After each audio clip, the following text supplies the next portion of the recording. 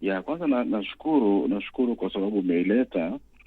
Labda niseme tu kwamba imekuwa ni dhana ambayo sio dhana ambayo ni sahihi. Kisema sio dhana ambayo ni sahihi ni kwa sababu kwa sasa hivi Tanzania tunashukuru kwamba uwekezaji katika utaalamu hasa kwenye eneo la sport medicine na la mifupa limekuwa ni kubwa. Kuna watu ambao wameenda kusomea na wamebobea, na tumepata hiyo neema ya kuweza kwenda kukutana na wenzetu na tukapata utaalamu ambao kwa sasa hivi mtu yoyote ambaye anakuwa anavunjika, mchezaji wa aina yoyote ambaye anavunjika mara nyingi kwa jeraha la aina yoyote, kwa kweli hapa kwetu tumekuwa na huo utaalamu wa kuweza kufanya operation, na kuna wachezaji ambao wameshafanyiwa na wameweza kurudi kwenda kucheza kwenye nani professional yao na kucheza mpira kama kawaida. Kwa hiyo utaalamu kwa sasa hivi hapa nchini upo. Tunafanya operation za matobo ambazo tunasema ni arthroscopic surgeries. Kwa wale wachezaji ambao wanakuta wanapata majeraha kwenye miguu, hasa kwenye ile namba tunasema kwenye vikamba au kitaka mtunaita cruciate, ambazo mara nyingi ndio zinakuwa zinapata majeraha sana wachezaji wanapokuwa wanacheza mpira. Kwa hiyo ule utaalamu wa kuzirepair na kuzifanyia operation za kitaalamu kabisa upo, na hata kwenye ligament tunafanya operation hizo na wagonjwa wanapata nafuu kabisa, wanarudi katika hali yao ya kawaida. Fracture za aina yoyote kwa sasa hivi hapa nchini zinatibika na utaalamu huo upo, vifaa vipo, na ni kwa muda mrefu tulikuwa tumefanya hivi. Kwa hiyo ni ubobevu wa muda mrefu, na uzoefu ni wa muda mrefu, sio kama ni kitu cha karibuni. Kwa hiyo kumekuwa na watu wengi ambao wamefaidika, labda kwa sababu ya ile exposure watu hawajapata taarifa kwamba kuna kitu kama hicho, lakini hizo operations zinafanyika sasa hivi kwa ufasaha kabisa hapa nchini. Na kama zinafanyika, vipi imani ya wale ambao wanatibiwa na kupata matibabu haya? Kwa sababu kuna mwingine anaona kama nitibiwe Tanzania nitapona kweli. Imani kwa wale ambao wamepata majeraha haya. Labda kama unasema kwamba kwenye jamii kunasema kwamba kuna watu ambao wanadharau vya kwao na wanaamini kabisa vya nje kwamba vinaweza vikawa ni vizuri zaidi, lakini kuna wengi ambao tumeshawafanyia na wamerudi, wanaweza kuwa ni mashuhuda wazuri kwamba wamepata matibabu ambayo ni stahiki, matibabu mazuri, ufuatiliaji wa karibu, na wameweza kurudi katika hali yao katika muda mfupi kuliko jinsi ambavyo ilikuwa imetazamiwa. Kwa hiyo ni dhana ambayo iko kwenye jamii, na kupata shule au kupata ile elimu ya mara kwa mara na watu wakafahamishwa na wakapata kuona uhalisia, labda kwa wale ambao tumeshawafanyia tukawapata wakaja wakatoa ushuhuda, inaweza kasaidia kwa kiasi kikubwa kuweza kupunguza hiyo dhana, kwa sababu ni kitu ambacho kipo, na ili kiweze kuondoka ni watu waone.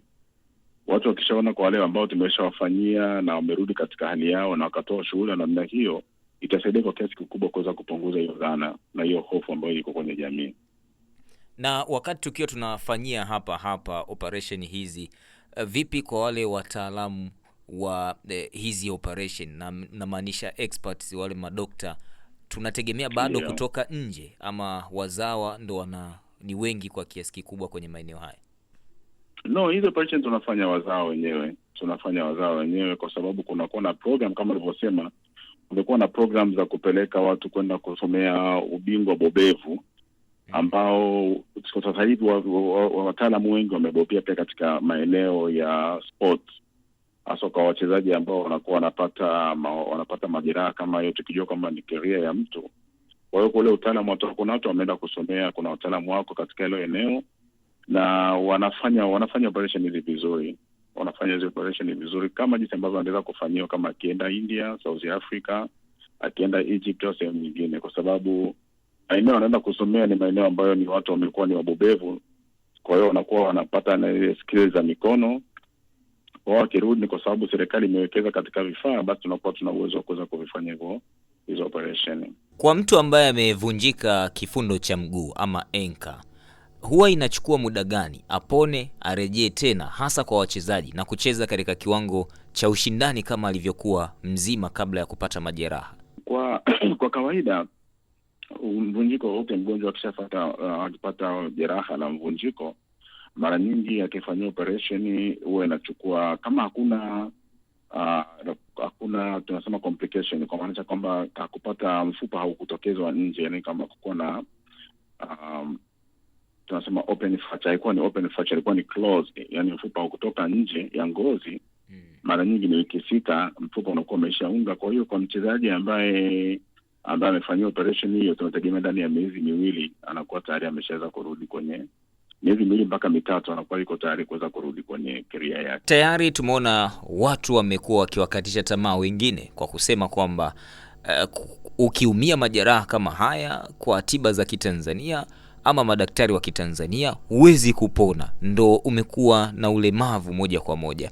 Pengine hii hali na matamko kama haya nyinyi mnapambana nayo vipi kuhakikisha mnaifikia jamii sasa, kuhakikisha nao wanakuwa na uelewa mpana kwamba tiba hizi zinapatikana hapa Tanzania?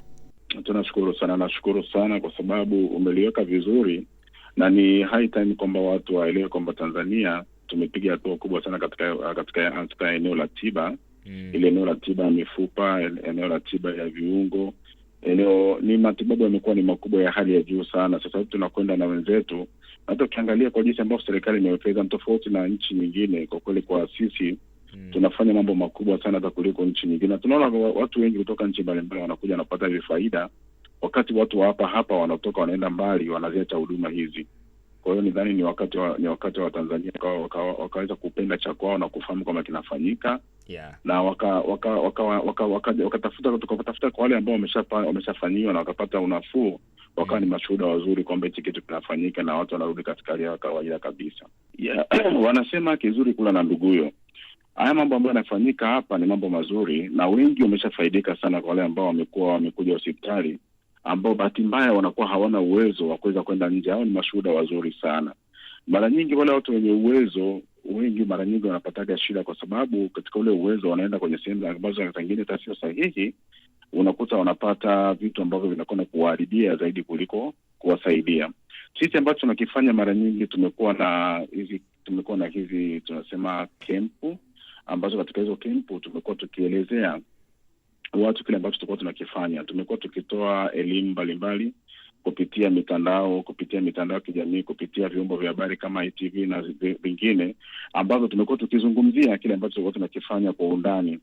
Tumekuwa tukizungumzia na kutoa elimu kwa watu kuweza kufanya awareness, ili watu waweze kuwa na ile awareness kwamba kuna vitu vinafanyika hapa. Unajua kuna operation ambazo ni kubwa sana zinafanyika, na ambazo hata tangine kuna watu wanakuja ukiwaambia kama zinafanyika, wenyewe wanashangaa, wanasema hichi kitu kama kinafanyika hapa, wanakuwa wanahisi kama ni kitu ambacho kilikuwa hawakutegemea kama kinaweza kufanyika. Na sangine tunakuta kuna watu wa nje wanakuja wanasema wanafanya operation, wanakuambia kwamba ni operation ambayo imefanyika mara ya kwanza hapa Tanzania, wakati unakuta operation imeshafanyika zaidi ya miaka 10 au 15 tena kwa ufasaha, na watu wengi sana wameshafanyiwa. Kwa hiyo tunasema tuko na lile ombo tu kwamba hakuna ule uelewa kwa watu, jamii haijaeleweshwa, jamii haijapata ile elimu ya kuweza kujua kwamba kuna mambo makubwa sana ambayo yanafanyika hapa nchini, ambayo kama wangeweza kuelimishwa, nadhani hata ile hala gharama nyingi za kwenda kupeleka watu nje na ule mtazamo ambao watu wamekuwa nao kwamba mtu ile apate nafuu lazima apelekwe nje, nadhani ungepungua kwa kiwango kikubwa. Tunachokifanya sasa hivi ni elimu zaidi.